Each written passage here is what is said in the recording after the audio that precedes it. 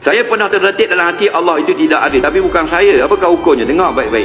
Lintasan-lintasan gitu bukan kita. Itu khatir syaitan. Nah, syaitan datang untuk menggoda kita. Tujuan supaya kita layan. Jadi, hasilnya jangan layan.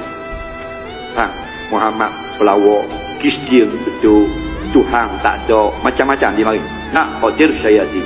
Semua itu didatangkan sebagai ujian bagi kita. Itu juga ujian. Linabluwakum ayyukum ahsanu amalan. Nak test kita. Kat mana dulu imtihan cemerlang. Nah, jangan layan. Kata Imam Ghazali, khatir syaitan. Jangan layan. Nah, buat kerja kita. Dan apa dia mari kacau? Dia bersumpah di depan Allah. Bila Allah haramkan syurga dan kekal di dalam neraka di akhirat, dia sakit hati dengan Nabi Adam, dia pergi depan Allah, dia bersumpah, la ughbiyannahum ajma'in, aku bersumpah aku akan sesatkan semua keturunan Nabi Adam. Ini cerita dia. Jadi dia mari dalam tu khatir, gangguan.